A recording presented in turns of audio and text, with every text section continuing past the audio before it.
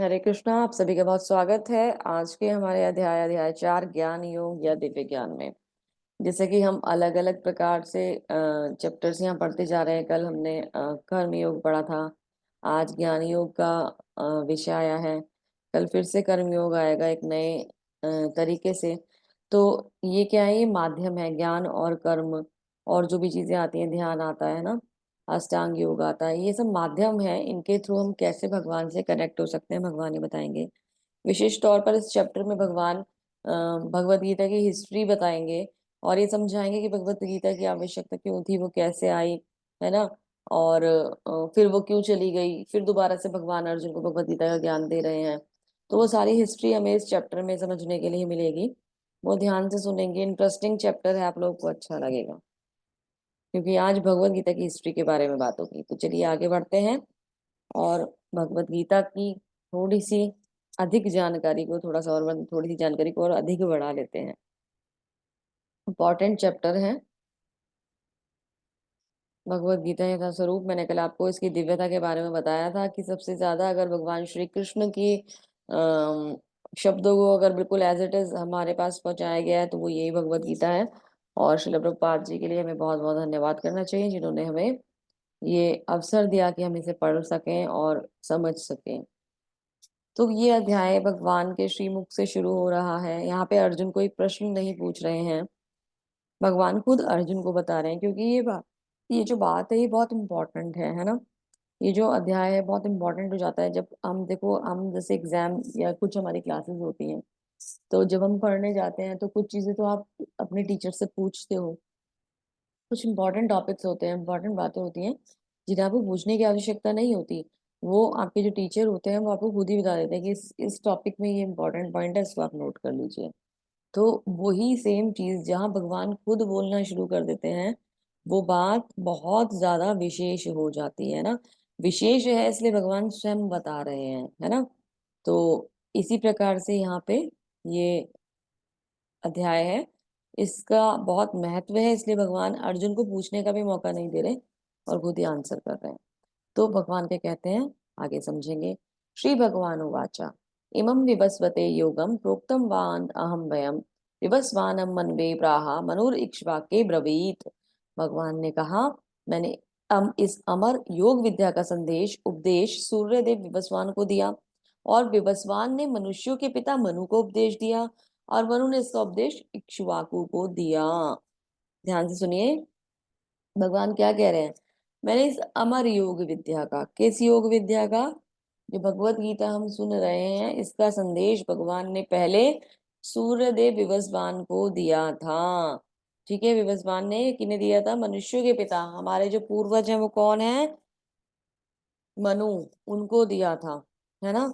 और फिर उन्होंने इक्ष्वाकु महाराज को दिया था। इक्ष्वाकु महाराज कौन है, जिनके कुल से भगवान श्री राम आते हैं, है ना। तो उनको दिया था। तो अभी तो ये चौंकाने वाली बात हो गई कि भगवान इतना पहले भगवत गीता का संदेश दे चुके हैं कि मनुष्यों की सृष्टि से के पहले मनुष्य के पिता मनु को दे दिया, है ना। तो भगवान ने तो बहुत पहले दे दिया था ये संदेश। भगवान उसको अभी रिवील कर रहे हैं अर्जुन के सामने कि मैंने ये संदेश पहले भी दिया है। फिर जब दे दिया संदेश तो अभी दोबारा देने की आवश्यकता क्यों हो गई। एक बार अगर कोई नॉलेज ट्रांसफर हो गई तो उसे दोबारा देने की आवश्यकता क्यों पड़ी। क्योंकि एवं परंपरा प्राप्ति में राज ऋषियो विदु स काल नेह महता योगो नष्ट परंतपा। इस प्रकार यह परम विज्ञान गुरु परंपरा द्वारा प्राप्त किया गया और राज ऋषियों ने इसी विधि से इसे समझा। कभी भी जो ज्ञान होता है वो कैसे आता है, वो गुरु परंपरा द्वारा प्राप्त किया जाता है।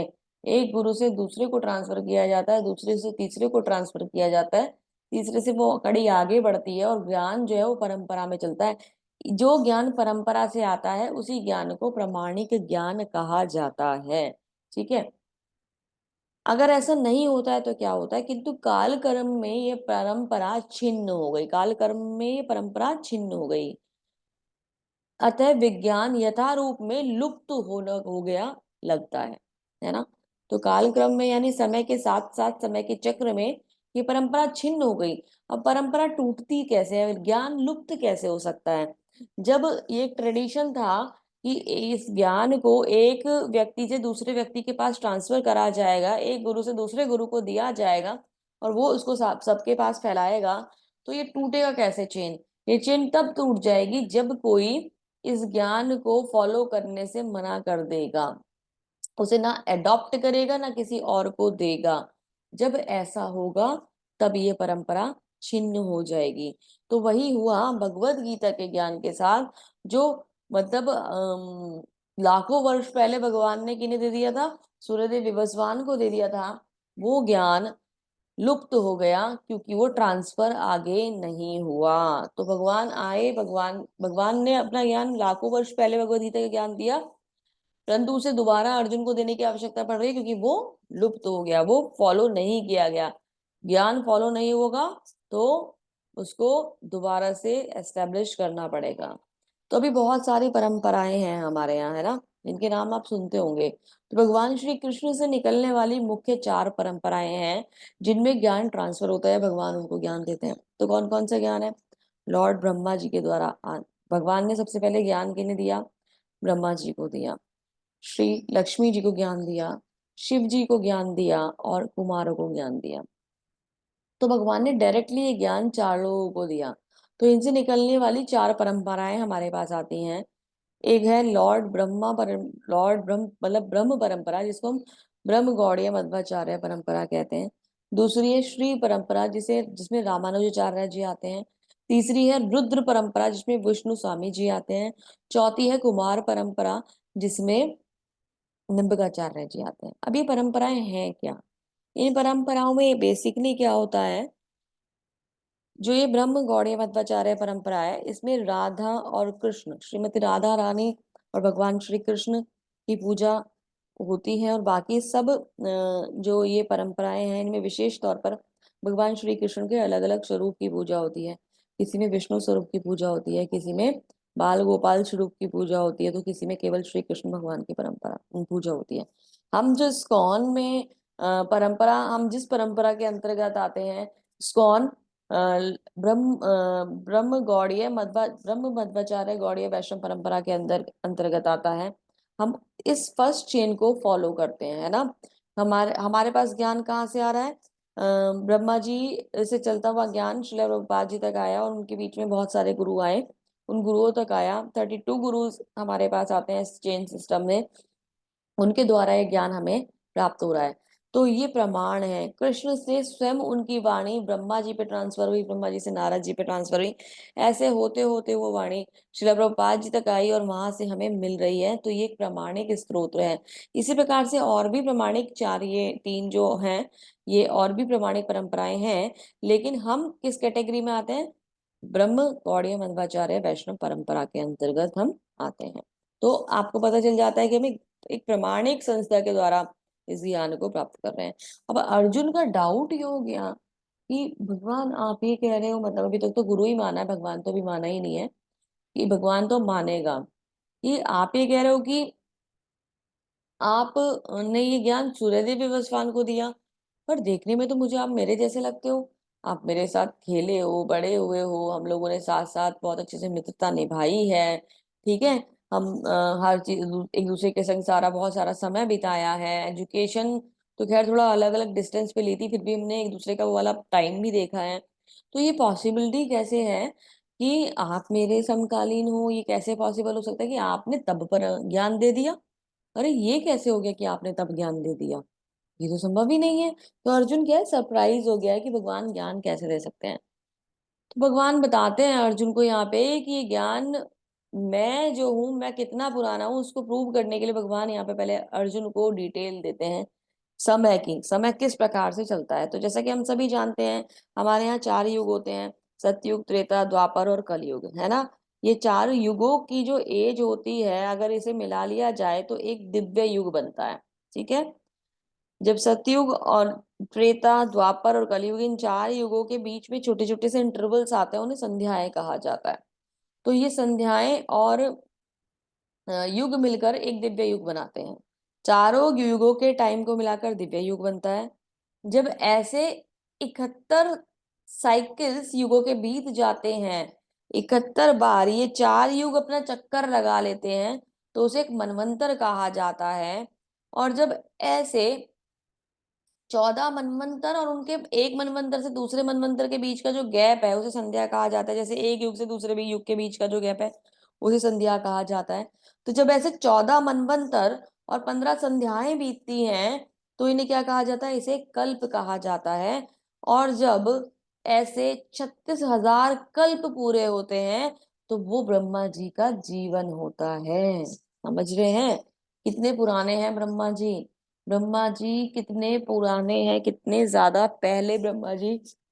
ब्रह्मा एक पोस्ट है, मैं आपको बता दूं, है ना। भगवान का कोई बहुत दिव्य सुंदर भक्त उस पोस्ट को अचीव कर सकता है, क्योंकि मैंने आपको पहले भी बताया था ब्रह्म क्या है, शिव क्या है, ये देवी देवता जो है ये अपॉइंटेड ऑफिसर हैं जो भगवान के लिए कार्य कर रहे हैं, है ना।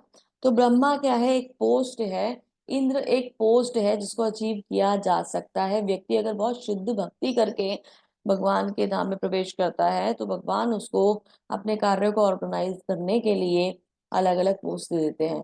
अलग अलग ब्रह्मांड एक समय में, यही केवल एक ब्रह्मांड नहीं है जिसके अंदर हम बैठे हैं। भागवतम पढ़ोगे तो आपको पता चलेगा कि भगवान के शरीर से असंख्य ब्रह्मांड निरंतर निकलते रहते हैं। तो अलग अलग ब्रह्मांड है, उन अलग अलग ब्रह्मांड में अलग अलग ब्रह्मा जी आसीन हैं और वो अपना कार्य कर रहे हैं, क्योंकि हर ब्रह्मांड में सृष्टि, हर भगवान, हर ब्रह्मांड में ही जीवन है। तो अ, ब्रह्मा जी की लाइफ 36,000 कल्प की है, जो 14 मनवंतर को इंक्लूड करके अपने अंदर रखता है। मनवंतर के अंदर 71 दिव्य युग आते हैं और दिव्य युग के अंदर 4 युग के साइकिल्स आते हैं। ठीक है, ये बात यहाँ समझी हमने। तो आगे चलते हैं। सबसे पुराने जीव अगर देखा जाए तो ब्रह्मा जी ही हैं, है ना। अब करंटली एज में अगर हम देखें तो जो ब्रह्मा जी का जीवन है उसको 1.55 155.52 ट्रिलियन ईयर्स बीत चुके हैं। ठीक है, ब्रह्मा जी 50 साल के हो गए हैं। ब्रह्मा जी का जो जीवन है वो 50 साल की आयु उनकी हो चुकी है करंट ब्रह्मा को। 6 मनवंतर युग खत्म हो चुके हैं। ये जो 4 युग है ये 27 बार अपना चक्कर लगा चुके हैं। ठीक है, कलयुग का जो समय है, अभी 27वें चक्कर में जो कलयुग है वो चल रहा है, और कलयुग का 5,117 साल बीत चुके हैं। 5,117 साल का समय कलयुग में भी बीत चुका है। ठीक है, तो ब्रह्मा जी की एज की कैलकुलेशन होती है 155.522 ट्रिलियन ईयर्स की। ये स्वीकार करते हुए कि मनु के जन्म से पहले गीता का ज्ञान भगवान ने उनके शिष्य सूर्यदेव विवस्वान को दिया था। अगर हम केवल ये मान ले कि देखो, हमें ये अगर ये नहीं पता कि सूर्यदेव विवस्वान को कब ज्ञान दिया गया होगा, तो कम से कम हमें ये तो पता है कि मनुष्य के पिता मनु को ज्ञान मिला था। तो अगर हम केवल ये मान ले कि जस्ट बिफोर मनु के जन्म से पहले ही पहले, है ना, just before the birth of Manu, तब ये ज्ञान दिया गया होगा किन्हें, सूर्यदेव विवस्वान को। तो अगर केवल हम इतना ही मान लें कि तभी ये ज्ञान दिया गया था, इमीडिएट दैट टाइम ही ये ज्ञान दिया गया था, तो भी इस बात को 1200 लाख साल बीत चुके हैं। ठीक है, अगर हम मनु के जन्म से इसे कैलकुलेट करते हैं तो 1200 लाख साल पहले ये ज्ञान भगवान ने किसे दे दिया था, उनको दे दिया था, ब्रह्मा जी को दे दिया था। ठीक है, त्रेता युग के शुरुआत में भगवत गीता आई थी। विवस्वान को दे दिया गया था। मनु मनुष्य मानव जाति के पिता होने के नाते अपने पुत्र इक्ष्वाकु महाराज को ये ज्ञान दिया। फिर पृथ्वी पर वो राजा रहे, रघुवंश के पूर्वज रहते हैं जिसमें रामचंद्र प्रकट हुए थे, सब कुछ मैं आपको बता चुकी हूँ, है ना। तो इस हिसाब से देखा जाए तो त्रेता और द्वापर युग अगर दोनों का टाइम जोड़ा जाए और अभी कलयुग का भी टाइम जोड़ लिया जाए, अगर वो भी ना मानो और केवल मनु का जन्म, करंट मनु के जन्म को भी लेके चलो, तो भी इस भगवत गीता को पृथ्वी पर आए हुए 20 लाख साल तो हो ही गए हैं, है ना। अभी ब्रह्मा जी का दिन, ब्रह्मा जी की जो लाइफ है मैंने बताई कि इतनी ज्यादा होती, 36,000 कल्प की एक लाइफ ब्रह्मा जी की होती है। तो ब्रह्मा जी का एक जो सेकंड होता है वो कितना बड़ा होता है पता है आप लोगों को? ब्रह्मा जी का एक सेकंड में 1 लाख वर्ष का समय होता है। ब्रह्मा जी का जो एक मिनट होता है वो 6 लाख वर्ष का होता है। 1 घंटा 360 लाख ईयर्स का होता है ना, वर्ष का होता है। ब्रह्मा जी का एक दिन 8,664 640 लाख वर्ष का होता है। तो कितना, मतलब कितना समय है ब्रह्मा जी के पास, समय ही समय है। एक बार आए, ब्रह्मा जी जब आते हैं, ये सोचिए भगवान से निकलते हैं ब्रह्मा जी, प्रकट जब होते हैं ब्रह्मा जी भगवान से, तो इस सृष्टि की शुरुआत होती है। और जब ब्रह्मा जी का अंत होता है तो ये सृष्टि विलय हो जाती है। और ये सृष्टि भगवान के एक तरीके से नाभि कमल से, गर्भ से निकलती है और वहीं पे जाके ये समाहित हो जाती है। इसीलिए ब्रह्मा जो भगवान विष्णु जो हैं, वो इस सृष्टि को उत्पन्न करते हैं और वही इसे अपने अंदर समा लेते हैं। ठीक है। तो उस ड्यूरेशन में ब्रह्मा जी जो है भगवान के एक तरीके से अपॉइंटेड मैनेजर है, जो सृष्टि की, भगवान ने क्या करा, ब्रह्मा जी को उत्पन्न कर दिया, है ना। ब्रह्मा जी तक सृष्टि को ले आए, ब्रह्मा जी को उत्पन्न कर दिया, और फिर ब्रह्मा जी को एक टास्क दे दिया कि अब ना आगे की सृष्टि की जो रचना है वो आप करोगे। तो उन्होंने बोला कि मुझे तो ज्ञान नहीं है, मैं कैसे सृष्टि की रचना करूंगा। तो ब्रह्मा जी ने को ज्ञान नहीं था, उन्हें नॉलेज नहीं थी कि कैसे सृष्टि की रचना होगी। तो भगवान ने क्या करा, उन्हें वेदों की वाणी दे दी, चारों वेद उन्हें दे दिए। ब्रह्मा जी ने वो चारों वेद सीखे, सुने, और ब्रह्मा जी को सारा ज्ञान प्राप्त हो गया। पहले ब्रह्मा जी से तप करने के लिए भगवान ने बोला, फिर भगवान ने ब्रह्मा जी को वेद दे दिए, और उन वेदों से भगवान ने ब्रह्मा जी की सृष्टि करनी शुरू कर दी। तो ब्रह्मा जी ने सृष्टि करनी शुरू कर दी।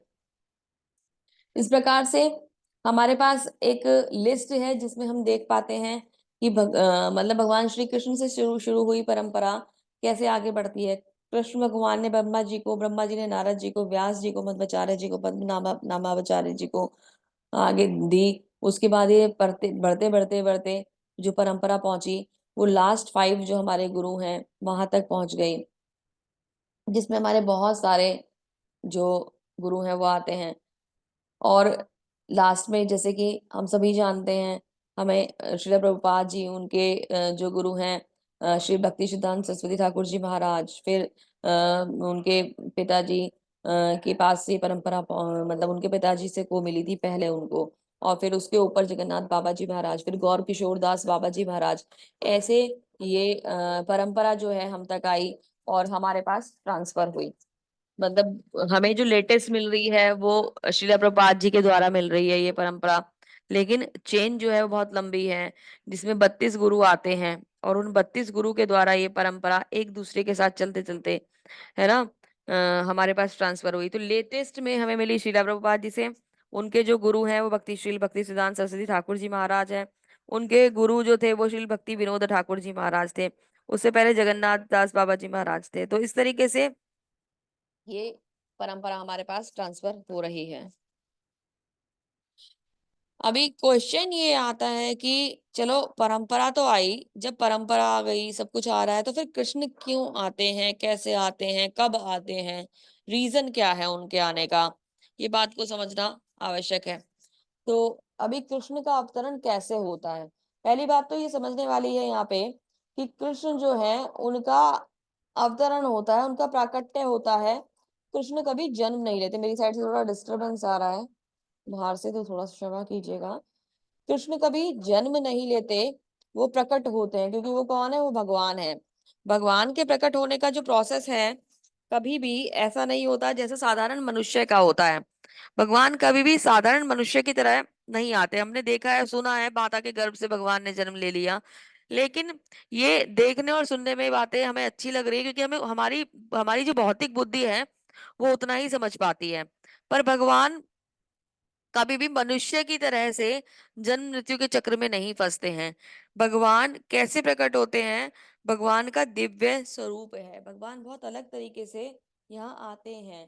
भगवान, अब आप बोलोगे कि माता जी हमने तो सीरियल्स में यही देखा है, देवकी माता ने भगवान श्री कृष्ण को जन्म दिया, तो वो कैसे आए, वो गर्भवती थी तब भगवान प्रकट हुए, तो उनके बहुत सारी संतानें थी, फिर उसी प्रोसेस से भगवान आए, नहीं।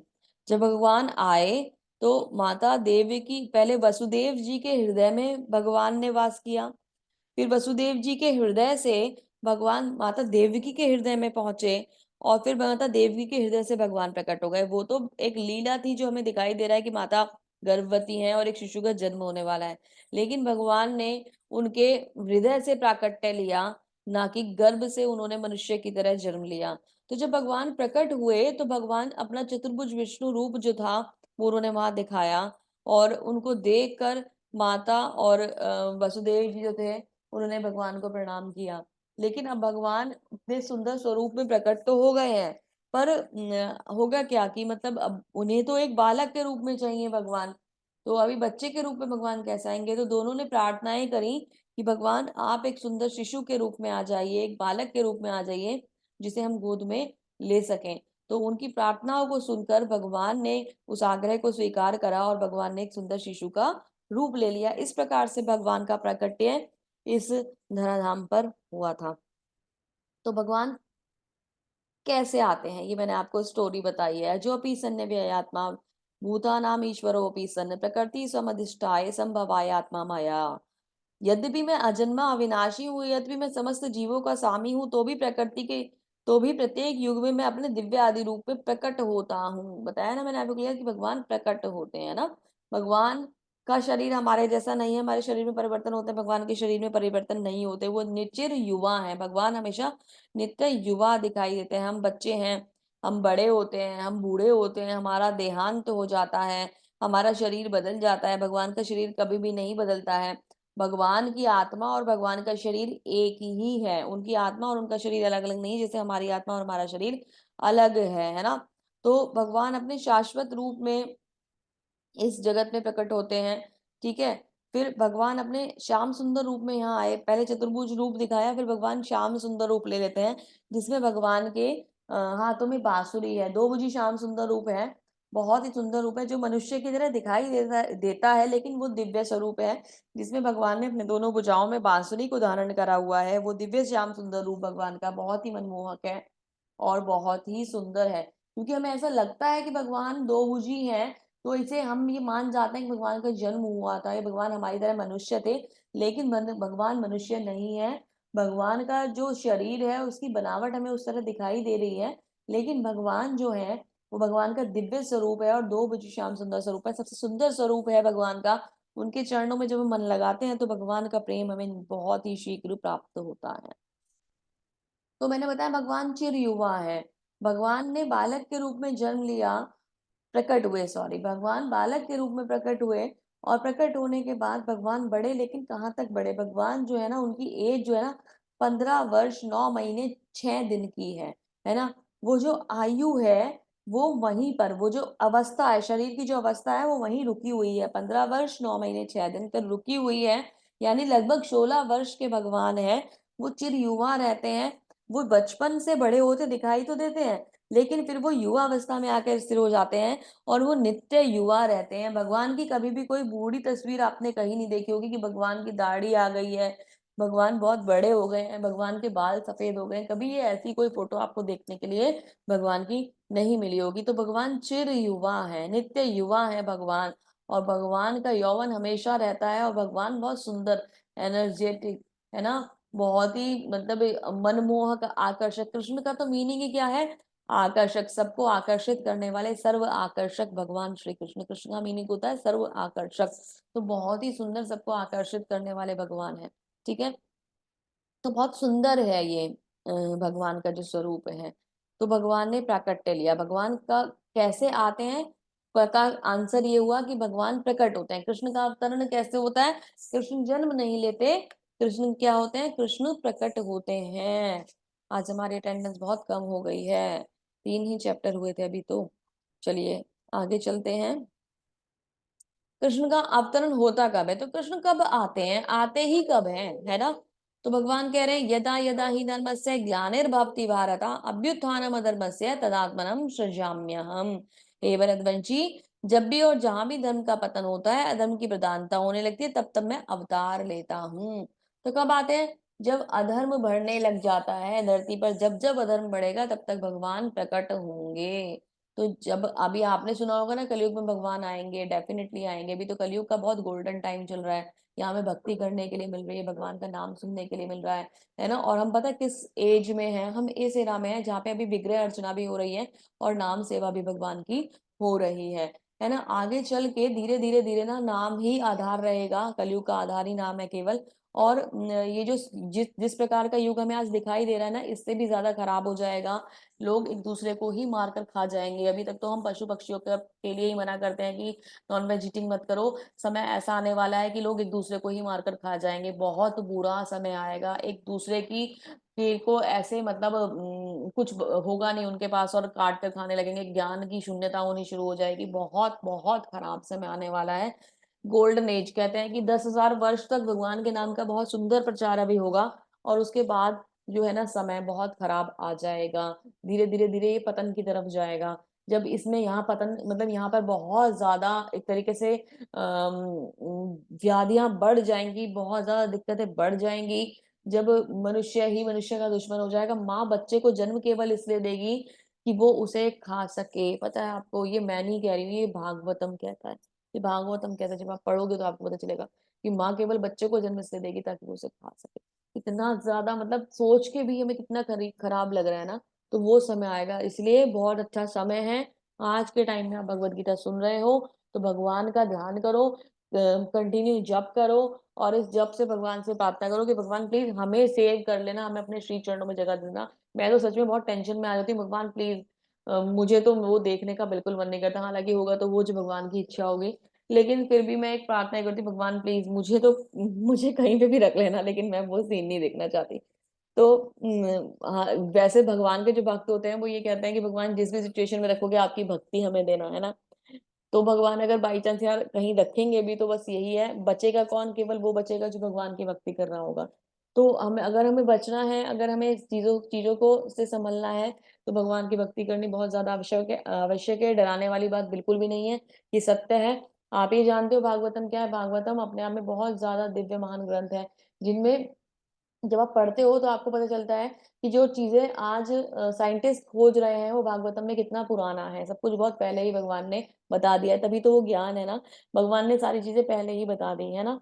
उसमें अंक शास्त्र है, उसमें विज्ञान है, उसमें बहुत सारी चीजें हैं जो हमें आज देखने को मिलता है कि हम सोचते हैं कि हमने खोजा है, लेकिन वो भगवान पहले ही वहां पे सब कुछ रिवील कर चुके हैं। तो उसी में ये लिखा हुआ है कि इतना खराब समय भी आने वाला है। तो जब ऐसा समय आएगा तो हमें उससे बचने के लिए भगवत नाम का जप करना बहुत आवश्यक होता है। तो भगवान क्या कह रहे हैं कि कब आते हैं भगवान? जब धर्म धर्म का पतन होता है ना, अधर्म बढ़ जाता है, तब तक भगवान आते हैं। तो ऐसा समय आएगा, कली अवतार होगा, है ना। कृष्ण का अवतरण होता क्यों है ना? तो आते क्यों है? चलो आ गए, धर्म का पतन हो रहा है, आ गए, पर क्यों? क्यों आए? क्वेश्चन क्वेश्चन एक और फिर आता है कि क्यों आए। भगवान कहते हैं परित्राणाय साधूनाम विनाशाय च दुष्कृताम धर्म संस्थापनार्थाय संभवामि युगे युगे। मैं किस लिए आता हूँ? मैं भक्तों का उद्धार करने के लिए, दुष्टों का विनाश करने के लिए और धर्म की फिर से स्थापना करने के लिए आता हूँ। हर युग में मैं प्रकट होता हूँ। तो भगवान आते हैं, हर युग में आते हैं, है ना। ये प्रश्न मैं बहुत बार पूछ चुकी हूँ, फिर आपसे एक बार पूछ रही हूँ कि आपको क्या लगता है कि भगवान क्यों आते हैं? आंसर मैंने खुद दे दिया, लेकिन सबसे इम्पोर्टेंट आपको क्या लग रहा है कि भगवान क्यों आते हैं? बता सकता है कोई भगवान क्यों आते हैं? चैट बॉक्स में भी आंसर कर सकते हैं। और इम्पोर्टेंटली भगवान क्यों आते हैं अनम्यूट करके भी आप लोग बता सकते हैं। हरे कृष्णा। हरे आप कृष्णा माता जी। हरे कृष्णा माता जी। जी माता जी। माता जी भगवान इसलिए आते हैं, आप ही ने बताया था कि अगर वो चाहें तो अपने दुष्टों का संहार मतलब अपने इशारे से कर सकते हैं, मतलब जहाँ वो रहते हैं वो वहीं से कर सकते हैं, लेकिन वो अपने भक्तों को प्रेम प्रदान करने आते हैं, भक्ति प्रदान करने आते हैं, ताकि हम उनकी लीलाओं को सुने और मतलब खुशी हो और आनंद हो और हम यहाँ से चले जाएं इस हरे संसार से। बोल। हरे बोल। बहुत ही सुंदर आंसर माता जी ने दिया। तो यस, ये बिल्कुल सही बात है। तीन ऑप्शन भगवान हमें दे रहे हैं, भक्तों का उद्धार करने के लिए, दुष्टों का विनाश करने के लिए और धर्म की स्थापना करने के लिए। ये सारे वो काम है कि भगवान वहीं बैठे बैठे कर सकते हैं। किसी को अपॉइंट कर देंगे, सोचने मात्र से हो जाएंगे भगवान के। दुष्टों का विनाश नहीं हो सकता क्या? क्या भगवान को आने की जरूरत पड़ेगी? आए और उनके संग फाइट करें और फिर वो उनको क्या कहते हैं भेजे यहाँ से, है ना। नहीं, ऐसा बिल्कुल भी नहीं है।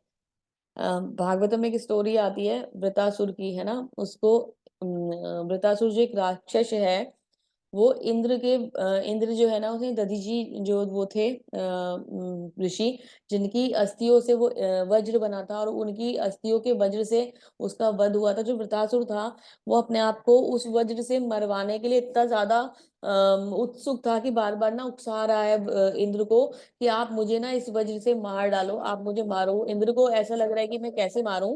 तो इंद्र के हाथ से ना युद्ध करते करते ना वज्र छूट जाता है। तो जब एक तरीके से अगर युद्ध में योद्धा के हाथ से शस्त्र गिर जाए, तो क्या होता है कि ये माना जाता है कि अब वो हार गया। लेकिन वृतासुर जो है, वो इतना ज्यादा एक्साइटेड हो था उस वज्र से मरने के लिए, क्योंकि उसमें भगवान की शक्ति नहीं थी। वो जो वज्र था ऋषि की अस्थियों से बना था, लेकिन भगवान का आशीर्वाद था उसमें, और भगवान का आशीर्वाद के साथ वो वज्र उसको लगने वाला था। तो वृतासुर जो था, वो एक बहुत ही अच्छे भक्त में कन्वर्ट हो गया था, भी वो भक्त भगवान का एक प्रकार से। तो मैं आपको बहुत शॉर्ट में बता रही हूँ, बहुत बड़ा चैप्टर है ये भागवतम का। तो वहां पे क्या हुआ कि वो उसे इंद्र को बोलते हैं कि तुम मुझे मारो, तुम मुझे इमीडिएटली मार डालो। तो जो असुर होते हैं, इनको भी मतलब हालांकि ये भी भगवान की लीलाओं के पार्ट के लिए भी यहाँ पे भगवान उनको अरेंज करते हैं, उनको लेके आते हैं, लेकिन वो भक्त के रूप में कन्वर्ट हो गया। और भगवान के शस्त्र से मरने से क्या हुआ कि उसे भगवान के श्री चरणों में जगह मिल गई। तो उसको ये पता था कि मुझे भगवान के शस्त्र से अगर मैं मरूंगा तो मुझे क्या लाभ होने वाला है। तो ये जो जितने भी हरे कृष्णा, जितने भी ये आप देखते हैं ना कि असुर हैं या तो दुरात्मा है ना, जो गलत लोग हैं, ये जब दुष्ट जो व्यक्ति हैं, ये अगर भगवान इन्हें मारने आते हैं ना, तो ये भगवान के द्वारा मरने से ना इनका उद्धार होता है, इनका कल्याण होता है। और ये सोच लीजिए कि प्रार्थनाएं कर करके कर करके अगर कुछ ना हमें उतना जल्दी सब चीजें नहीं मिल पाती जितना कि भगवान के अगेंस्ट होते हैं, और उसके बाद अगर ये भगवान के द्वारा मर जाएं, तो इनकी जो गति होती है वो बहुत सुंदर होती है। लेकिन हालांकि ये तरीका गलत है, इसलिए इस तरीके को अपनाया नहीं जाता है ना। दुष्टों के तरीके को भगवान लेसन देते हैं, लेकिन अंत में उस व्यक्ति का उद्धार कर देते हैं। तो भगवान अगर किसी को मार रहे हैं और उसको उसको क्या कहते हैं, सजा भी दे रहे हैं, तो भगवान का दिव्य प्रेम देखो, भगवान का हृदय कितना दयालु है कि वो उसको सजा भी दे रहे हैं, तो वो भी उनका एक प्रेम है ना, उनके प्रेम का एक तरीका है, और वो उसे स्वीकार कर लेते हैं और वो उसे फिर अपना लेते हैं। तो भगवान कितने ज्यादा दयालु हैं, इनसे इससे ज्यादा मतलब भगवान का प्रेम और मतलब दया का एग्जाम्पल हमें नहीं मिल सकता। दूसरी बात, युग धर्म स्थापना भी कर देंगे, लेकिन यहाँ ये सब चीजें करने की आवश्यकता क्यों है? क्योंकि भगवान के कुछ भक्त भी हैं, है ना, जो भगवान को के दर्शन करना चाहते हैं, भगवान का प्रेम पाना चाहते हैं। तो दुष्टों को तो मार देंगे, है ना, मार के अपने धाम पहुंचा देंगे, लेकिन हम जो भक्त हैं, जिन्होंने यहाँ पे जन्म ले लिया है, वो भगवान के नाम का जप कर रहे हैं, वो भटक गए थे लेकिन अब भगवान को याद कर रहे हैं, तो वो धाम में कैसे जाएंगे? भगवान अपनी लीलाएं करके जाएंगे, लीलाओं का चिंतन वो करते रहेंगे। जैसे इस समय हम भगवान की लीला का चिंतन कर रहे हैं, भगवत गीता का चिंतन कर रहे हैं। जब हम ये चिंतन करते रहेंगे, तो भगवान का जो प्रेम है वो उससे हमारा हृदय भर जाएगा, भगवान का प्रेम हमें प्राप्त होगा, और भगवान फिर हमें अपने श्री चरणों में जगह देंगे, भगवान हमें अपने धाम में स्थान देंगे, हमारा जो असली घर है वहां हमें बुला लेंगे, क्योंकि हम भटके हुए मनुष्य हैं, जो भटक कर अपनी जिद की वजह से यहाँ आ गए थे। तो भगवान को सबसे ज्यादा प्रिय होते हैं अपने भक्त, उनको उद्धार करने के लिए, उनको प्रेम देने के लिए भगवान आते हैं, ना कि भगवान किसी दुष्ट को मारने के लिए आते हैं, और ना कि क्या कहते हैं, भगवान धर्म की स्थापना करने के लिए आता है।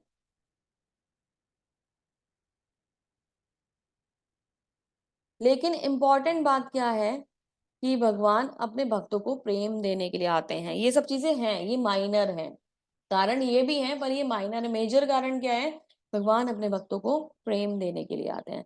तो क्यों आते हैं ये बताया, कैसे आते हैं मैंने आपको ये भी ये बता दिया, और कब आते हैं मैंने आपको ये भी बता दिया।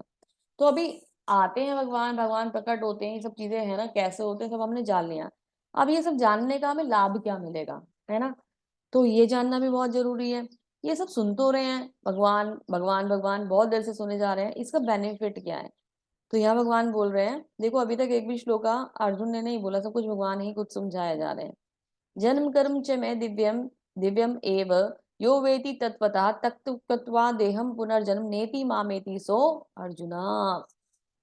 हे अर्जुन, जो मेरे आविर्भाव तथा कर्मों के दिव्य विकृति को जानता है, वह इस शरीर को छोड़ने पर इस भौतिक संसार में पुनः जन्म नहीं लेता, अपितु मेरे सनातन धाम को प्राप्त होता है। तो भगवान को जानने का फायदा क्या है? जब भगवान को जानते हैं तो भगवान का दिव्य प्रेम प्राप्त करते हैं, और भगवान के धाम में हमें, भगवान के श्री चरणों में हमें जगह मिल जाती है। हमारा जो घर है वो हमें वापस मिल जाता है, और हमारा भटकना जो है वो जन्म और मृत्यु के चक्र से हम मुक्त हो जाते हैं। आपको पता है, एक टॉफी तब तक अच्छी लगेगी जब तक आपने चॉकलेट, हालांकि एग्जाम्पल ही हमारे स्कॉन के लिए तो गलती है, पर चॉकलेट को टेस्ट ना कराओ, या फिर छोटी सी टॉफी या तो छोटा सा कुछ भी, आपको छोटी सी कोई मिठाई का कोई छोटा सा पीस तब तक अच्छा लगेगा जब तक आपने उसका पूरा पीस ना लिया हो। अभी हमें क्या लग रहा है कि ये ना टॉफी या तो कुछ अच्छा स्वीट वो है ना, जो जगह है जहाँ हम रह रहे हैं इस पृथ्वी पर, तो ये बहुत अच्छा लोग है ना, हमें ऐसा लगता है कि चलो हम कीड़े मकोड़े तो नहीं है, हम बहुत अच्छे लोग में रह रहे हैं। लेकिन ये हमें तब पता चलेगा कि हम कहाँ रह रहे हैं जब हमें इससे बेटर कुछ दिखाई देगा। आपके पास, चलो ऐसे समझ लेते हैं, एक एक कीपैड वाला मोबाइल फोन है। अब बहुत कुछ पहले से ही है ना। एक व्यक्ति के पास फोन ही नहीं था, तो उसे कोई कीपैड वाला, जो पहले मोबाइल्स चलते थे, टच पैड, कीपैड नहीं, टच नहीं, टच नहीं, कीपैड ही होता है शायद वो, तो वो वाला मोबाइल फोन अगर हम उसे दे देंगे तो वो लगेगा कि यस चलो कम से कम मुझे मोबाइल तो मिल गया, अभी मैं किसी से बात तो कर सकता हूँ। उसे पता ही नहीं था कि दुनिया में तो टच स्क्रीन पहले से चल रहा है ना, और वहां तो कितने सारे काम करे जा सकते हैं। इंटरनेट कनेक्टिविटी उसके ऊपर आ सकती है, जिनसे आप बात कर रहे हो ना, आप देख भी सकते हो सुनने के साथ साथ, उसको पता ही नहीं है। उसकी दुनिया तो केवल वहीं तक है कि मैं इस फोन का बटन दबाऊंगा और सामने वाले व्यक्ति की आवाज सुन लूंगा, उसे ज्यादा ज्यादा मैसेज कर दूंगा, बस इतना ही पता है। बाकी दुनिया में क्या हो रहा है, टच स्क्रीन पे हम क्या क्या कर सकते हैं, उसे आइडिया ही नहीं है। तो दोनों में डिफरेंस देखिए, हम उस जगह रह रहे हैं जैसे हम, हमें बस इतना पता है कि ये कीपैड जो है इससे आप कॉल कर सकते हो, बात आवाजें सुन सकते हो, आपको पता, हमें पता ही नहीं है कि हम लाइव जाके वो सारी चीजें देख सकते हैं, कनेक्ट कर सकते हैं, लाइव बात कर सकते हैं, हम वो जानते ही नहीं है। तो इसीलिए ये दुनिया हमें बहुत अच्छी लगती है, संसार में बहुत अच्छा लगता है, क्योंकि हम वो जानते जानते तो थे हम, क्योंकि हम वही के हैं, लेकिन हम भूल गए, हमारी स्मृति जो थी वो खो गई है और हम उसको भूल गए हैं। अब कृष्ण को जानने का फायदा क्या है कि कृष्ण, हम उस धाम वापस जा सकते हैं, है ना। अभी कृष्ण के धाम जा सकते हैं, अपने घर जा सकते हैं, तो उसका मतलब ये कि क्या भगवान और हम एक हो गए? नहीं, भगवान और हमारे बीच में बहुत अंतर होते हैं। कैसे? कृष्ण का स्वरूप आध्यात्मिक है और हमारा स्वरूप क्या है, उनका स्वरूप, हमारा स्वरूप अस्थायी, हमारा स्वरूप क्योंकि भौतिक है, वो जैसे हैं वैसे ही रहेंगे और हमेशा रहेंगे। पर हमारा जो शरीर है, ये आत्मा और शरीर अलग अलग है, और जब ये शरीर की एज खत्म हो जाएगी, ये शरीर बूढ़ा हो जाएगा, तो आत्मा इसे छोड़ देगी, ये शरीर का कार्य पूरा हो जाएगा, आत्मा इसे छोड़ देगी। हम माया द्वारा नियंत्रित होते हैं और कृष्ण माया को नियंत्रण करते हैं, है ना। हम माया के द्वारा बंध जाते हैं। अभी सामने रखा हो बहुत अच्छा पकवान, तो बस वही खाना है, मूवी चल रही हो तो उसी में मग्न हो जाएंगे, कहीं घूमने के टिकट्स मिल जाएं अगर हाथ लग जाएं, तो बस वो, बस अब तो घूमने की तैयारी शुरू हो जाएगी। तो माया हमें नियंत्रित कर रही है, ऑप्शन देती है, ऑफर देती है, और हम लालच में पड़ जाते हैं। और माया को अरेंज कौन कर रहा है? भगवान श्री कृष्ण। माया को ऑर्डर कौन कर रहे हैं? इनको मोहित कर दो, भगवान श्री कृष्ण। अभी करंटली किसको मोहित करा हुआ है माया ने?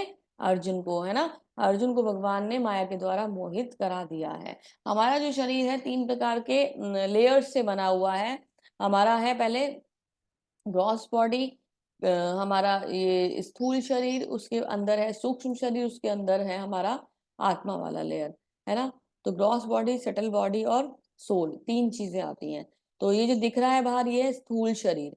उसके अंदर हमारा मन बुद्धि अहंकार का एक शरीर बना होता है, पंच तत्व वाला जो शरीर होता है, इसे क्या कहते हैं? स्थूल शरीर या ग्रॉस बॉडी।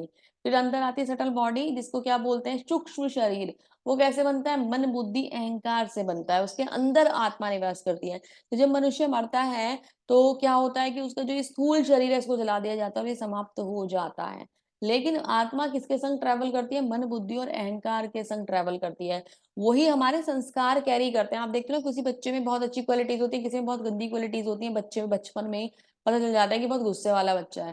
कोई बच्चे बहुत संस्कारी होते हैं, बहुत अच्छे से बच्चों पेरेंट्स की बातें मानते हैं, तो वो संस्कार कैरी करे हैं आत्मा ने। लेकिन जो लोग भक्ति में भगवान के संग अपने संबंध को स्थापित कर लेते हैं, भगवान के मतलब अपने स्वरूप को कहते हैं ना कि क्या होता है क्या करते हैं उसको, वर्ड देखो स्किप हो रहा है मेरे माइंड से। अम, चलो मैं बताती हूँ दूसरे वे में। तो जो लोग भगवान के संग आत्म साक्षात्कार कर लेते हैं, वो वो उन लोगों का जो शरीर है, वो ये जो मन बुद्धि और अहंकार की लेयर वाला सटल बॉडी है, वो यही खत्म हो जाती है, इस भौतिक शरीर से पहले ही खत्म हो जाती है ना। अगर हम उस शरीर से जब इसको खत्म कर देते हैं, हम अंतर का सूक्ष्म शरीर खत्म कर देते हैं, मन बुद्धि अहंकार वाला, तो होता क्या है कि फिर आत्मा बिल्कुल फ्रीली ट्रैवल करती है और भगवान के श्री चरणों में उसको जगह प्राप्त हो जाती है। तो प्रयास क्या होना चाहिए, अगर हम मर गए तो मरने के बाद मन बुद्धि अहंकार जाएगा और वो संस्कार हमारे अंदर जाएंगे। अगर हम डेफिनेटली अगर के हम मरेंगे तो है ही ना। तो अगर हम उसको अपनी चेतना को जागृत कर लें और भगवान के संग अपना कनेक्शन इस प्रकार एडजस्ट कर लें, बना लें कि हमारा मन बुद्धि अहंकार वाली लेयर यहीं समाप्त हो जाए, तो हमारी आत्मा फ्रीली ट्रैवल करेगी और वो भगवान का दिव्य प्रेम हमें प्राप्त करा पाएगी। तो भगवान हमारे जैसे नहीं हैं। ये यथा माम प्रपद्यन्ते तथ एव भजाम्यहम मम वर्तमान अनुवर्तन्ते मनुष्याना पार्थ सर्वश। जिस भाव से सारे लोग मेरी शरण में आते हैं, उसी के अनुरूप मैं उन्हें फल देता हूँ। हे पार्थ, प्रत्येक व्यक्ति सभी प्रकार से मेरे पथ का अनुगमन करते हैं। तो भगवान के पास अलग अलग रूप में लोग जाते हैं। बेनिफिट क्या हो रहा है भगवान के पास जाने का? भगवान के पास जाने का बेनिफिट ये हो रहा है कि कोई तो भगवान को परम स्वामी मान लेता है, कोई भगवान को सखा मानता है, कोई भगवान को पुत्र मानता है, और कोई भगवान को अपना प्रेमी मानता है ना। तो अलग अलग रूप में भगवान के पास सब जाते हैं और उनके शरणागत होते हैं। जिस भाव में हम भगवान के शरणागत होंगे, उसी भाव में भगवान अपना प्रेम हमें प्रदान करेंगे। जो रिश्ता हम भगवान के संग बनाएंगे, उसी रिश्ते के रूप में भगवान हमें रिवर्ट करते हैं। तो जैसा कि अगर हम भगवान को दास के रूप में हम जाते हैं और स्वामी के रूप में भगवान को मानते हैं, तो भगवान उसी रूप में हमें स्वीकार करेंगे और हमारे स्वामी बन जाएंगे और सारी टेंशन्स भगवान की हो जाएंगी। अगर हम भगवान के सखा के रूप में जाएंगे, तो भगवान हमारे संग वैसे ही हंसी टिटोली कर सकते हैं जैसे एक मित्र तो अपने मित्र के संग करता है। तो बहुत सुंदर है ये भगवान के, अगर भगवान को अगर हम अपना पुत्र बना लेते, जैसे लड्डू गोपाल जी की सेवा करते हैं लोग, तो भगवान हमारे बालक के रूप में हो जाएंगे और माता पिता के रूप में हमें स्वीकार कर लेंगे। तो ये वैरायटी कहीं और नहीं मिलती, भगवान के प्रेम में मिलती है ना। भगवान श्री कृष्ण जो 64 कलाओं से युक्त हैं, उनका दिव्य प्रेम हमें अलग अलग भाव में प्राप्त हो सकता है। कितने दयालु हैं भगवान। जब जब मैं इन चीजों को पढ़ती हूँ और आप लोगों से डिस्कस करती हूँ, तो मुझे बार बार ये रियलाइजेशन होता है कि भगवान कितने दयालु हैं। उन्होंने ऑप्शन भी खोल के रखे हैं कि किसी भी तरीके से आओ, जैसे तुम्हारा मन करे वैसे आओ, है ना। तो तुम मेरे संग कनेक्ट हो जाओ। तो अभी कभी भी आपको लगे कि आप किसी टेंशन में हो, आपको कोई परेशानी है, आप जिस स्वरूप में भगवान को याद करोगे ना, भगवान उसी स्वरूप में आपको रिवर्ट करेंगे। कभी भी ट्राई करके देख लेना, कभी भी जैसा भी आपका मन करे आप उस स्वरूप में जा सकते हैं। लेकिन ऐसा कहा जाता है कि जो भाव है, वो एक जो दास्य भाव है, उसको स्वीकार करते हुए भगवान को स्वामी के रूप में मानना सबसे बेस्ट होता है। क्योंकि देखो, अगर आप किसी के मित्र बनना चाहते हो तो हो सकता है वो रिजेक्ट कर दे। अगर आप किसी के प्रेमी बनना चाहते हो तो हो सकता है वो रिजेक्ट कर दे। अगर आप किसी के पुत्र बनना चाहते हो तो हो सकता है वो रिजेक्ट कर दे, भाई ना मत बनाए आप किसी के, है ना। तो ये जो रूप है, ये जो चीजें हैं, इन सबको रिजेक्ट किया जा सकता है। लेकिन अगर आप किसी के दास बनना चाहते हो तो वो आपको रिजेक्ट नहीं करेगा। आप उसको सेवाएं प्रदान कर रहे हो, एक बार करेगा, दो बार करेगा, कभी तो आपकी सेवा से प्रसन्न होगा ही। तो जो दास्य भाव है, बहुत इंपॉर्टेंट है ना।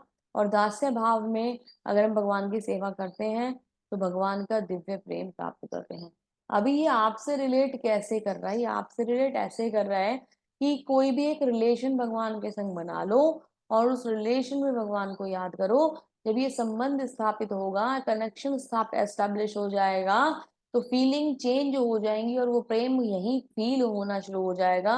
मरने की भी आवश्यकता नहीं है, यही इस जन्म में ही आपको कृष्ण की दिव्य लीलाएं दिखाई देनी शुरू हो जाएंगी। और कृष्ण का पता है कई बार क्या होता है, जब हमारी कोई आध्यात्मिक इच्छा होती है ना, अभी कोई बता रहा था ना कि धाम गए, उज्जवल प्रभु जी ने शायद एग्जाम्पल दिया था कि उनके कोई फ्रेंड थे, वो धाम गए भगवान के, और वहां से आए तो मतलब बहुत ही उनकी हैबिट खराब थी पहले, है ना, नॉन वेज ईटिंग वगैरह सारी चीजें। और उसके बाद जब वो वापस आए तो भगवान के सुंदर भक्त बन गए और सारी चीजों को छोड़ दिया। पता है, जब भी हम कभी कोई आध्यात्मिक इच्छा करते हैं तो उसका रियलाइजेशन भगवान हमें बहुत जल्दी करा देते हैं, वो इच्छा भगवान हमारी बहुत जल्दी पूरी कर देते हैं। और ये बहुत बार मैंने खुद भी देखा है कि मन में कोई इच्छा आती है, जैसे भगवान का कोई ना भोग लगाने की इच्छा हो रही है, और अभी क्या है कि वो चीज हमारे पास नहीं है, तो वो चीज ऑटोमेटिकली, जैसे भगवान सुन ले रहे होते हैं ना, वो चीज ऑटोमेटिकली अरेंज हो जाएगी और भगवान का सुंदर भोग लग जाएगा। अगर मन करा कि भगवान का श्रृंगार करना है और ये कुछ अरेंजमेंट नहीं हो पा रहे हैं, तो वो चीजें ऑटोमेटिकली अरेंज हो जाती हैं। और भगवान का श्रृंगार, तो जब भी हम आध्यात्मिक इच्छा, दर्शन की भगवान की इच्छा होती है ना, तो भगवान अपने दिव्य दर्शन दे देते हैं। कई बार ऐसा होता है कि भगवान सपने में भी दर्शन दे देते हैं, और कई बार ऐसा होता है कि भगवान साक्षात दर्शन के लिए भी हमें बुला लेते हैं कि हम मंदिर चले जाते हैं। तो ये जो आध्यात्मिक इच्छा है, अगर मैंने इच्छा करी कि मुझे भगवत गीता का पाठ करना है, मुझे भगवत गीता पढ़नी है, मन में अगर इच्छा आती है, तो भगवान कुछ ना कुछ अरेंज कर देते हैं। जैसे रेगुलर होता है ना कि आप चलते जा रहे हो, चलते जा रहे हो, पढ़ रहे हो, कभी कभी ऐसा होता है हम ट्रैक से आउट हो जाते हैं। तो जब हम ट्रैक से आउट हो जाते हैं तो भगवान से अगर हम इच्छा करते हैं, तो भगवान वो सारे अरेंजमेंट हमारे लिए कर देते हैं कि हमारी स्टडीज, हमारी जो सारी आध्यात्मिक प्रगति में जो होने वाले कार्य थे उनसे हमें दोबारा से कनेक्ट कर लेते हैं। भक्ति में मैंने बहुत बार ऐसा देखा है कि कई बार हम लोग, क्योंकि भौतिक व्यक्ति हैं, हमारा पतन हो जाता है, हमें माया घेर लेती है ना, तो माया के बंधन में हम बन जाते हैं, आलस्य आना शुरू हो जाता है, हम ट्रैक से आउट हो जाते हैं, और फिर एक ग्लानि मन में आती है कि नहीं, ये बहुत गलत हो रहा है। तो भगवान हमें वो साहस फिर से दे देते हैं और फिर से हमें अपने साथ कनेक्ट कर देते हैं। एक बार प्रार्थना करने की बात होती है, भगवान हमें अपने साथ जोड़ लेते हैं। बहुत सारे एग्जाम्पल्स ऐसे हमारे पास हैं। तो भगवान को जिस भाव में चाहेंगे, उस भाव में भगवान हमें मिल जाएंगे। इस संसार में मनुष्य सकाम कर्मों की सिद्धि चाहते हैं, फलस्वरूप वो क्या करते हैं, देवी देवताओं की पूजा करते हैं। निसंदेह इस संसार में मनुष्य सकाम कर्म के फल शीघ्र प्राप्त कर लेते हैं। तो होता क्या है कि देवी देवताओं की पूजा करने के लिए आप जाते हैं, शिव जी की पूजा कर देते हैं, हनुमान जी की पूजा करते हैं, है ना, तो इनकी पूजाओं के लिए आप जाते हैं, देवी माता की पूजा करते हैं। इससे क्या होता है, क्योंकि हमें ये पता है कि ये हम इनका बोलबाला क्यों है, क्योंकि ये भगवान ने अपॉइंट इनको इसलिए कर रखा है कि हमारी इच्छाएं सारी पूरी कर दें, है ना। तो हमारी जितनी भी भौतिक इच्छा होती है, माता रानी से जाके कहते हैं, माता रानी मेरा रिजल्ट बहुत अच्छा हो जाए। माता रानी बहुत दयालु है, शिव जी बहुत दयालु है, तो क्या करते हैं, वो हमें हमारी इच्छित मनोकामना को पूरा कर देते हैं। बेशक वो मनोकामनाएं, वो इच्छाएं हमारी इस भौतिक संसार से रिलेटेड ही क्यों ना हो, हम इस भौतिक संसार से रिलेटेड उन्हें, फिर वो दयालु हैं क्योंकि वो हमें कुछ देखना चाहते हैं, इसलिए वो हमारी हर इच्छा पूरी कर देते हैं। पर भगवान दयालु होने के साथ साथ हमारे परम पिता हैं, है ना। भगवान को ये पता है कि हमारे लिए क्या सही है और क्या गलत है। तो भगवान हमारी भौतिक इच्छाओं को पूरा नहीं करते, भगवान हमारी आध्यात्मिक इच्छाओं को पूरा करते हैं। और भौतिक इच्छाएं अगर भगवान पूरा करते भी है ना, तो वो उस मैनर में हमारे पास भेजते हैं कि हमारी भक्ति की उससे उन्नति हो, प्रगति हो। इस तरीके से भगवान हमें भौतिक इच्छा नहीं पूरी करते कि हमारा पतन हो जाए। जैसे कि आपने कभी सुना होगा कि भक्त होते हैं ना जो भगवान के, कभी कभी उनकी सारी चीजें खत्म हो जाती हैं, पैसा चला जाता है, घर चला जाता है ना, उनके पास कुछ नहीं बचता। लेकिन वो विशुद्ध भक्ति जो भगवान की होती है ना, वो इतनी प्रबल हो जाती, इतनी प्रबल हो जाती है कि भगवान उन सब भौतिकता के साथ रहते हुए जो चीजें कभी पूरी नहीं हो सकती थी, वो भगवान का प्रेम और भक्ति वो भौतिकता के जाने के बाद शुरू हो जाती हैं। और ऐसे बहुत सारे एग्जाम्पल्स मैंने खुद से अपनी लाइफ में देखे हैं कि धन और संपदा के बाद भगवान ने जो प्रेम दिया वो इतना सुंदर था कि भगवान का भक्त वो चिर आनंद को महसूस कर रहा है और उन सब चीजों की जरूरत ही नहीं पड़ रही। कभी कभी ऐसा होता है कि जीवन में भौतिक कष्ट आते हैं, धन संपत्ति भी है, कोई परेशानी नहीं है, सब कुछ भगवान ने भरपूर दे रखा है, लेकिन फिर भी कोई बहुत ही कष्ट आ गए, कोई इमोशनली डिस्टर्ब हो गया, किसी के संग कोई ट्रेजेडी हो गई, तो भगवान क्या करते हैं, भगवान एक भक्त को उन चीजों से डील करने के लिए वो साहस देते हैं, वो करेज देते हैं, वो उत्साह देते हैं, वो एक तरीके से ये समझ लीजिए कि सांत्वना देते हैं कि हमारा हाथ पकड़े हुए हैं और हमें उन सिचुएशन से बहुत इजीली निकाल लेते हैं। जहाँ पे प्रभुपाद जी कहते हैं, जहाँ हमारी गर्दन कटनी होती है, वहां हमारी केवल उंगली कटती है और हम बच जाते हैं। इस तरीके से भगवान, कष्ट तो भक्त के जीवन में आता है, लेकिन भगवान अपने भक्त को बचा कर ले जाते हैं। तो देवी देवताओं की पूजा करोगे, इमीडिएट इफेक्ट मिलेगा, इमीडिएट रिस्पॉन्स मिलेगा, सारी भौतिक इच्छाएं पूरी हो जाएंगी। पर भगवान की पूजा करोगे, भौतिक इच्छाओं का पूरा होने का मतलब आपका इस भव बंधन में बंधना, आपने भगवान से, आपने देवी देवताओं से कहा कि मुझे जॉब मिल जाए, जॉब मिल गई, आपने उनकी पूजा करनी शुरू कर दी, कर्म कर रहे हो और उसके बंधन बढ़ा रहे हो। आपने भगवान से कहा मुझे जॉब मिल जाए, भगवान ने देर लगाई, भगवान ने आपको वो जॉब नहीं दी, लेकिन भगवान ने आपको फिर आपके लिए जो बेस्ट था वो दे दिया, है ना। कि आपको जॉब ऐसी दे दी जिस जॉब में आप भगवान की भक्ति भी कर सको। एक जॉब ऐसी थी जिसे मिलने पर आप भगवान की भक्ति नहीं कर पा रहे थे, वहां पैसे तो ज्यादा थे पर आपको भगवान की भक्ति के लिए समय नहीं मिल रहा था। तो भगवान हमें बेस्ट देते हैं। मेरे पास एग्जाम्पल भी था इसी यूथ सेशन से, एक माता जी थी, उन्होंने बताया था कि वो बहुत सारे, मैं बार बार इस एग्जाम्पल को बताती हूँ, एग्जाम्स अटेम्प्ट करती थी, कॉम्पिटिशन अटेम्प्ट करती थी, अपनी इच्छा से करती थी, कुछ नहीं हो पाता था, कहीं कोई सोल्यूशन नहीं होता था, बहुत मेहनत करती थी, बहुत मेहनत करती थी, सिलेक्शन नहीं होता था, कुछ नहीं होता था। फिर अपनी जो इच्छा वाला फील्ड था उन्होंने वो छोड़ दिया, फिर भगवान से प्रार्थना करी कि भगवान अब आप जो चाहोगे वो मेरे जीवन में आएगा, मैं उसे स्वीकार करूंगी। उनकी मम्मी ने एकदम अचानक ऐसे ही बोल दिया किसी और एग्जाम को क्लियर करने, क्रैक करने के लिए, कि तुम एक बार इसमें ट्राई क्यों नहीं करके देखती हो, एक बार ये फॉर्म फिल करके देख लो। गवर्नमेंट जॉब के लिए प्रिपेयर कर रही थी वो। तो उन्होंने अपना जो पर्टिकुलर चाहत वाला फील्ड था उसको छोड़ दिया, और मम्मी के कहने से, जिसे शायद शायद वो 4-5 बार अटेम्प्ट कर चुकी थी, मम्मी के कहने से, शायद भगवान ही उनके श्रीमुख से वो बोल रहे थे, क्योंकि भगवान अपने भक्तों के द्वारा ही संदेश भिजवाते हैं ना। तो वो बोल रही थी, तो उन्होंने मम्मी के कहने से वो अटेम्प्ट करा, और फर्स्ट अटेम्प्ट में ही उन्होंने बहुत अच्छी रैंक प्राप्त करी और आज गवर्नमेंट जॉब में बैठी हुई हैं। और ये भगवान का चमत्कार ही इस बात को मानती है कि भगवान ने मेरी लाइफ बदल दी, और आज जॉब इतनी सुंदर है कि भगवान की भक्ति मेरे जीवन में बढ़ती जा रही है, कम नहीं हो रही है, मेरे जीवन में बढ़ती जा रही है भगवान की भक्ति। और जो पहले वाली जॉब थी वो इतनी हेक्टिक थी कि मैं शायद भक्ति कभी कर ही नहीं पाती। तो भगवान बहुत दयालु हैं, हमें बेस्ट देते हैं, बेस्ट देते हैं। तो ये रियलिटी है। भगवान पर विश्वास रखेंगे और चलेंगे तो हमें हमारा बेस्ट मिलेगा। अब आप बोलोगे माता जी यूथ से इसका क्या कनेक्शन, आप ये यूथ बैच में ये सारी चीजें क्यों बता रहे हो ना, इतना ज्यादा भगवान भगवान भगवान आप करते रहते हो।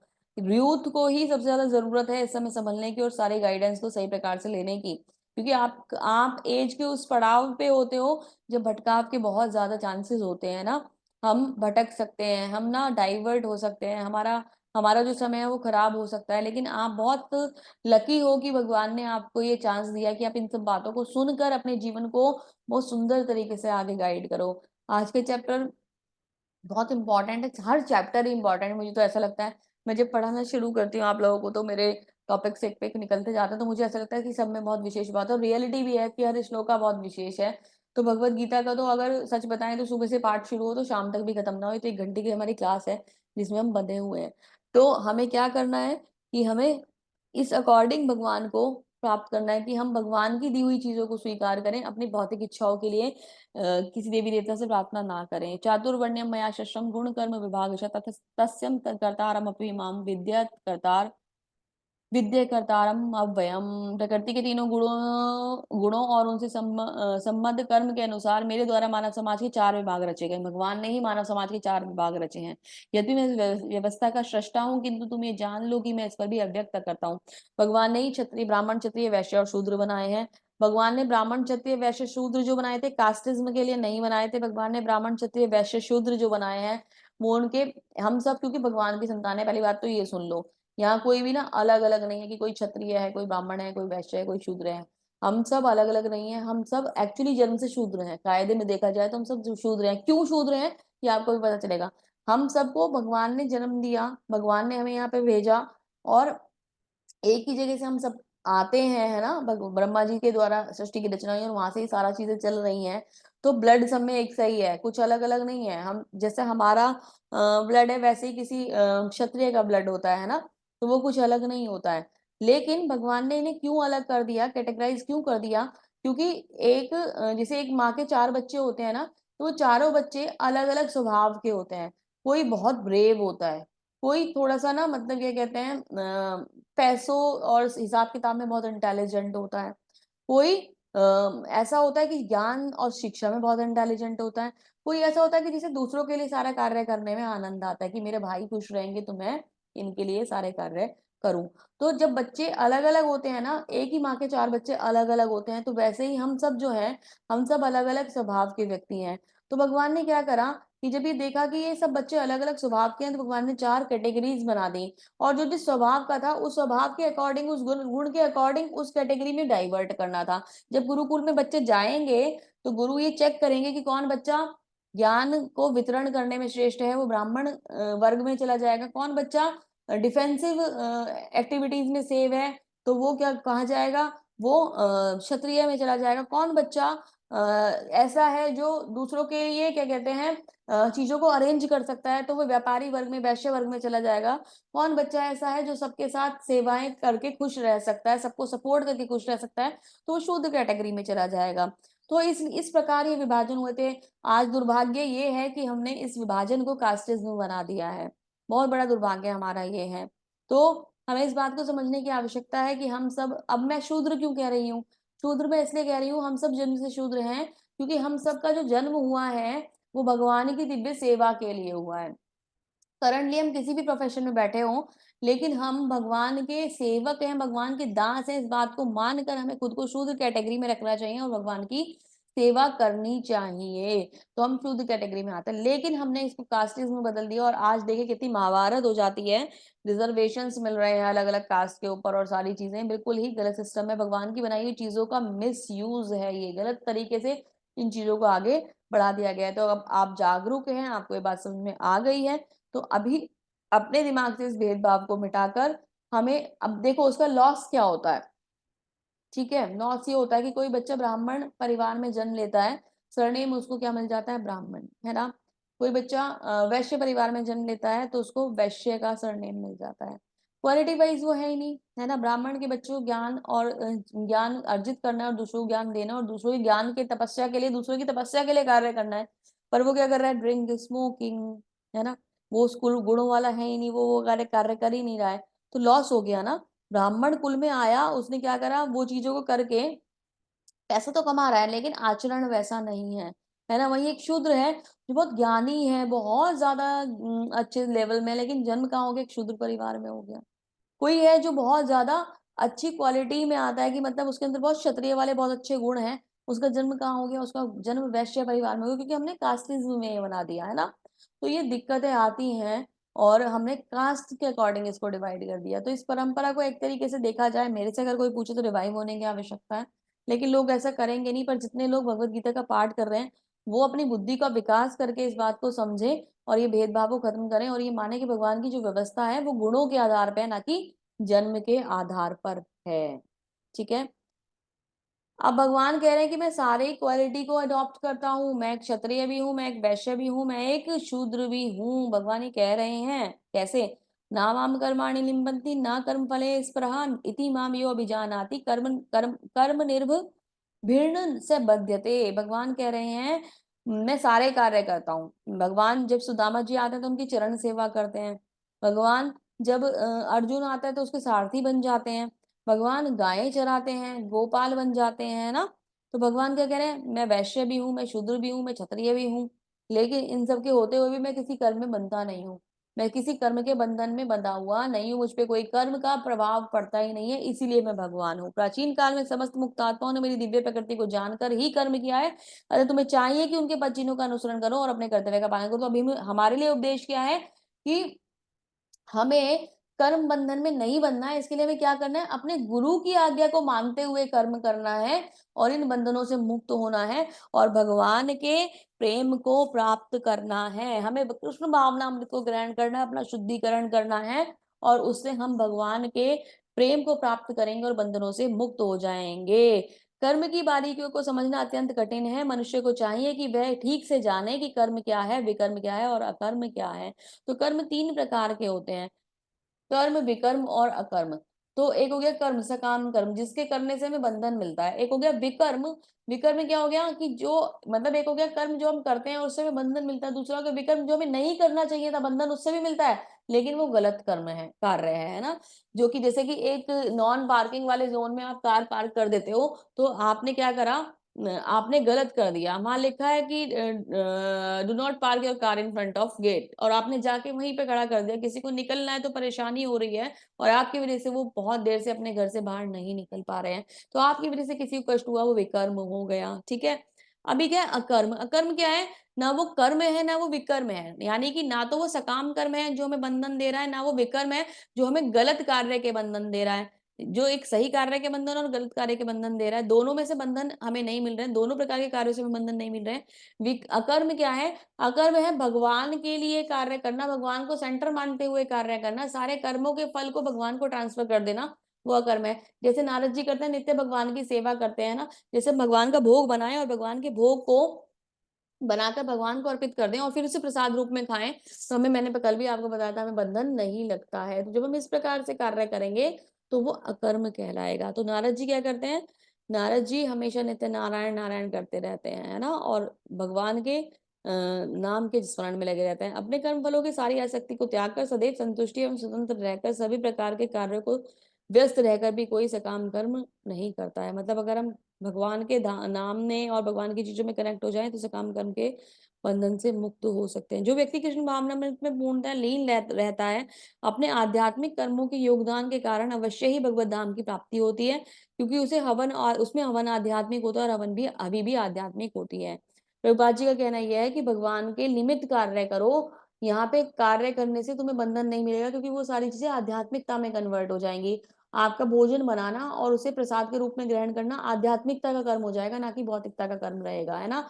आप कहीं से मार्केट से कुछ लेके आते हो तो पहले अपने लिए इच्छा आती थी ना कि मैं ये मैंगो खा लूं, मैं तरबूज अभी नए आ गए हैं, खरबूजा भी नया नया आ गया है तो खा लूं, है ना।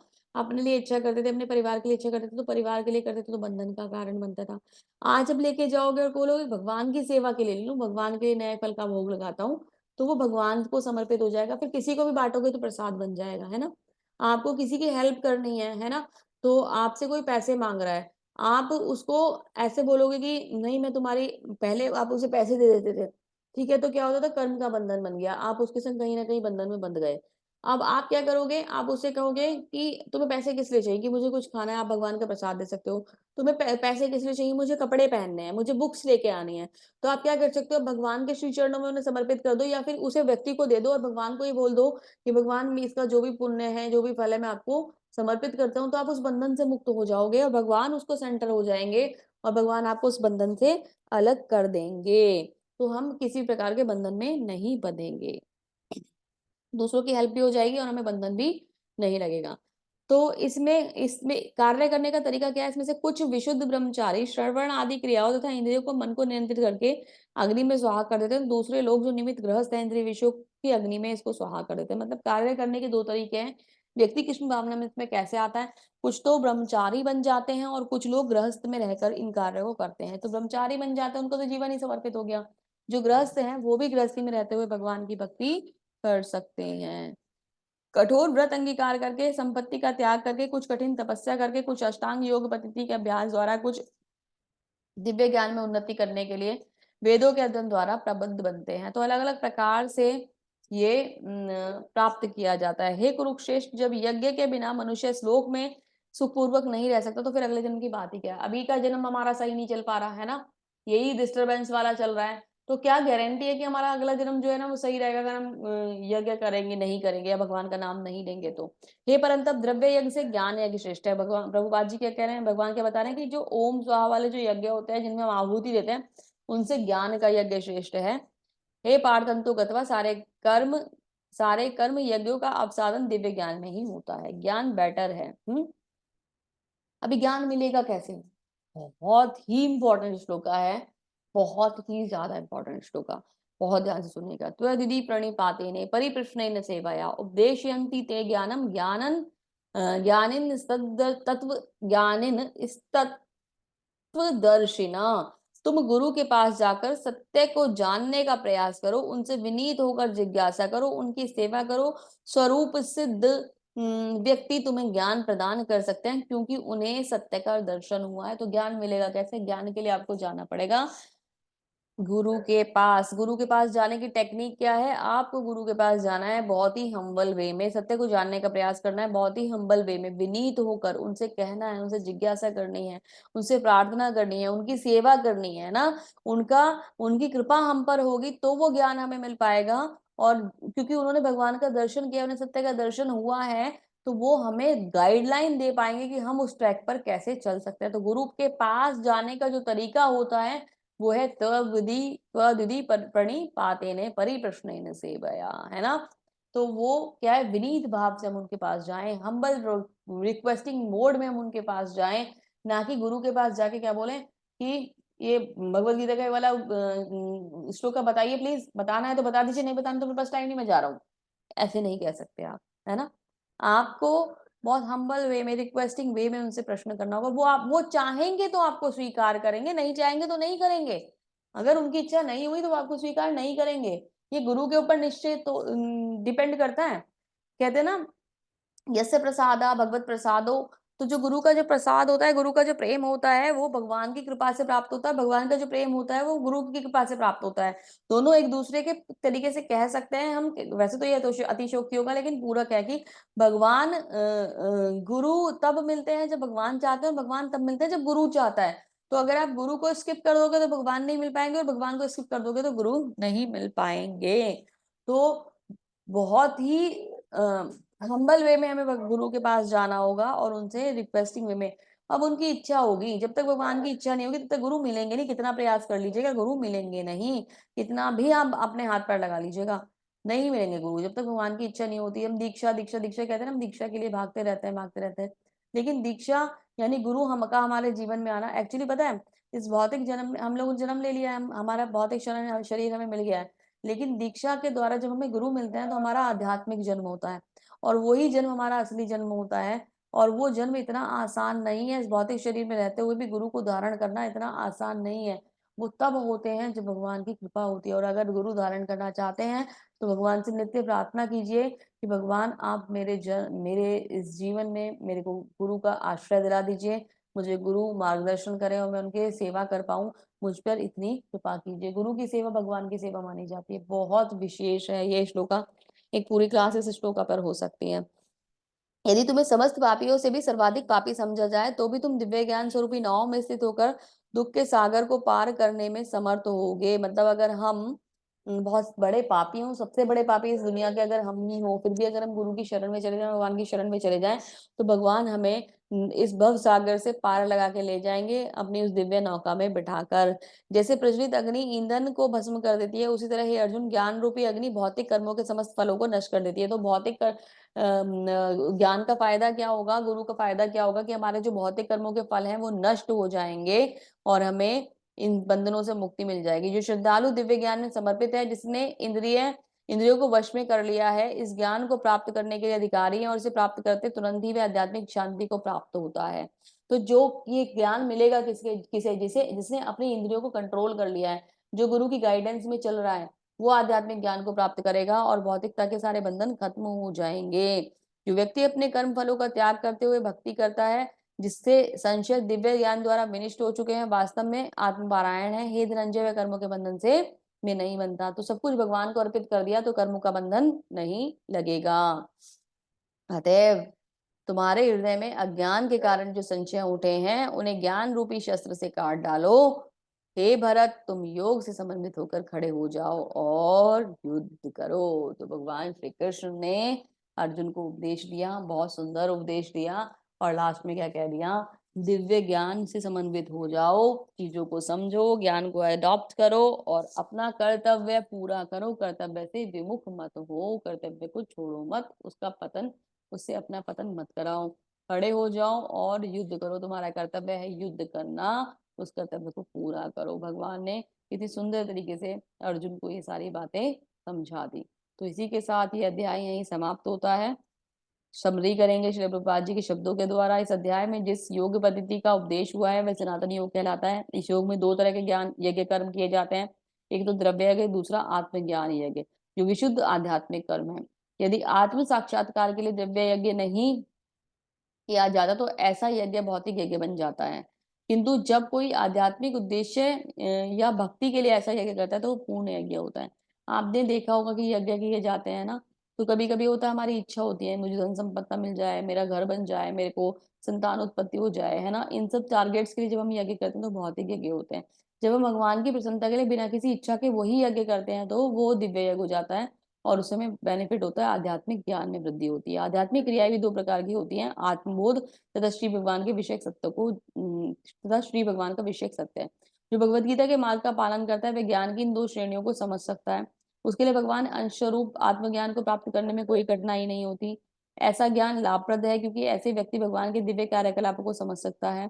इस अध्याय के प्रारंभ में स्वयं भगवान ने अपने दिव्य कार्यकलापों का वर्णन किया है। जो व्यक्ति गीता के उपदेशों को को नहीं समझता वह श्रद्धा विहीन है, और जो भगवान द्वारा उपदेश देने पर भगवान की के सच्चिदानंद स्वरूप को नहीं समझ पाता वह वो ये समझना चाहिए कि मैं निपट मूर्ख है। कृष्ण भावनामृत के सिद्धांतों को स्वीकार करके अज्ञान को क्रमशः दूर किया जा सकता है। तो भगवान ने अपना टोटल डिटेल यहाँ दे दी इस चैप्टर में, स्टार्टिंग में बता दिया क्यों आते हैं, कैसे आते हैं, भगवान दिव्य है, भगवान हमसे अलग है, सब कुछ भगवान ने समझा दिया।